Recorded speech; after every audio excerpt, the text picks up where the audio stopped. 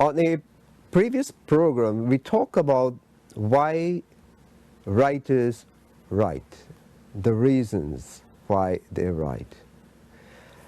I'd like to take that conversation a bit further and find out why writers continue to write despite all the challenges.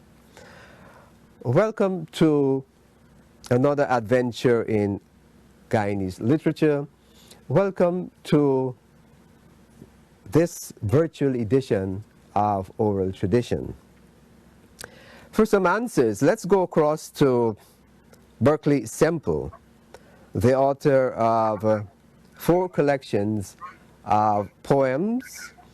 His new collection of poems is Flight and Other Poems. But first, Berkley, welcome, and let's tackle that question. Why writers continue to write despite all the challenges? Oh, that's a great question. I think I can answer for me uh, only, but I suspect it's the same with others. Um, I think I write because sometimes I'm responding to something I read, you know, something I read before, and I'm thinking, oh, well, that's such a great idea, or maybe I can do it in a different way. Or sometimes you're just inspired by something you see walking down the street, or in my hometown, in my own village, in Maiconi, something you heard or something you remembered. But for me, most likely, it's something I've read before that I want to comment on, Mm-hmm. and started from there. Mm-hmm. Mm-hmm. There is a school of thought that writers writing back to other writers, writers in the diaspora writing back to Guyana. Um, is your writing characterized like that? Writing back to other writers? I mean, in fact, let me take that a bit further. In this new collection, Flight and Other Poems, I can see pieces of, I think, Edgar Mittelholzer. You can go ahead now. Writing back to Guyana, writing back to other writers. Oh, very, very careful reader you are. I am very much, yes, because this collection I really did write back a lot. As you may know, there's a poem called "Scattered Skeletons" in this collection, and I was reading Martin Carter's "Till I Collect," which is a lovely poem, and I thought, well, I will take this and go a step further. Mm-hmm. And so that particular poem is a response to Mark Carter's poem "Till I Collect." And with respect to Mittenhauser, I am a great fan of his, and I've read quite a bit of his work recently. I mean, I just finished reading Elson Brody, which I hadn't read before, a sort of terrifying book. But yes, I like the way he sort of you know uses image, to tell the story, and how the images themselves become like characters within his novels. And so, yes, he's an inspiration. He's a real serious image maker. Mitterrand is. So it's an influence. Yeah, Yeah. yeah. This new collection, I mean, you've dabbled with lots of themes in the other books, but this collection brings to mind the title of your novel, the various uses of what's it, bitterness Bitterness, right, and pain. and pain. Respond to that. Well, I suspect that part of that whole novel is my own experience growing up, especially in things that I myself did not know about until the lesson was taught to me, sometimes very severely. So I was responding to my own growing up in the 1970s and 80s, and the sort of corrections that I had to make, or were corrected on me, that kind of taught me some rather serious lessons. I mean, Mm-hmm. that novel is a fairly Um, it's a fairly nostalgic but very serious kind of novel that deals with those themes of how we learn through hardships and pain and our lessons are taught. There is a series of poems in this new collection about places you lived in Guyana. You like to go through that? There's another series also, a series of sonnets. You choose which one you like to go through, the series Villages or the series of sonnets. I'm glad you raised that there, Petamba. I really enjoyed writing that poem. It's called Where. And so, Could read the pieces of them as you illustrate. yes. So, in Where, and there are about 12 of these, what I would call, extended sonnets, because they are longer than 14 lines, and some of them rhyme and some of them do not. But most of them is about some story I was told by someone from that particular area. So if you get an if you get or some experience I've had living in that area.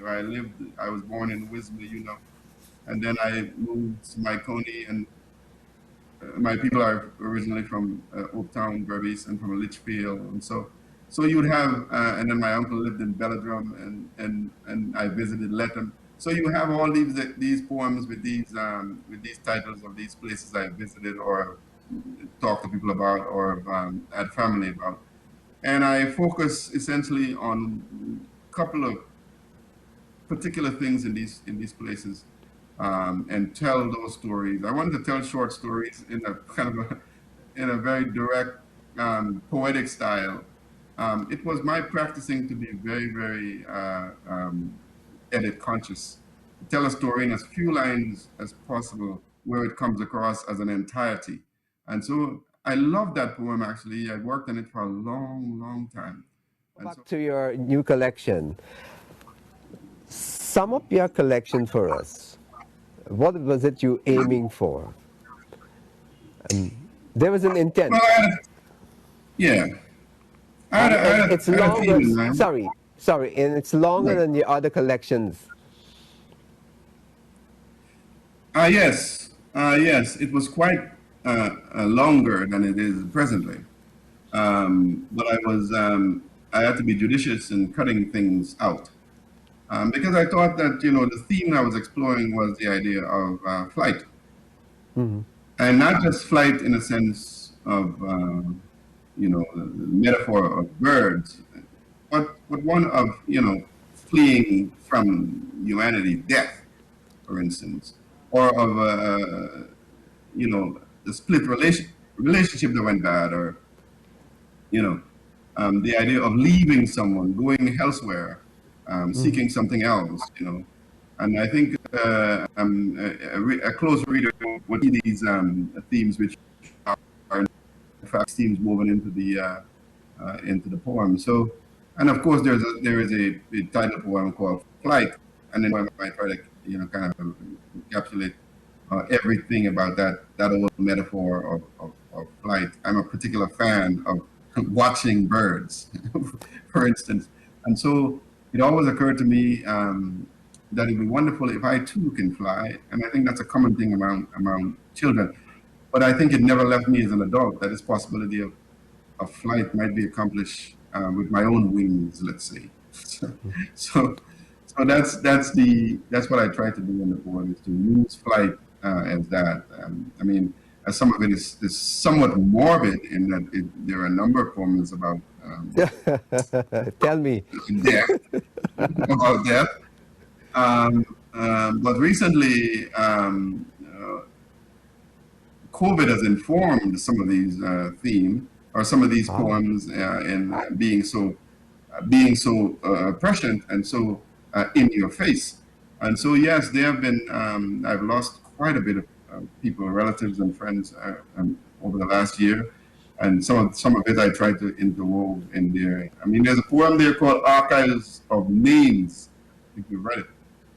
And that poem simply is about my own relatives who have died recently and within the last few years in great numbers. And so, yes, it's a thing with me now. Go back to flight. There can be flight of imagination, and also there can be a flight in the sense that you have moved from one place to the other. If we look at your past collections, we'll see Lamplight Teller, we see Set in Guyana, and the Solo Flyer, you know, they're grounded. Then there's the central station, which you have moved away from Guyana. And now there's flight. So apparently, flight can also be movement from one place to the other. That's I very haven't seen correct. much. Yes, Yeah. and it's in a number of poems. That's a very good way of putting that. That is in fact very true.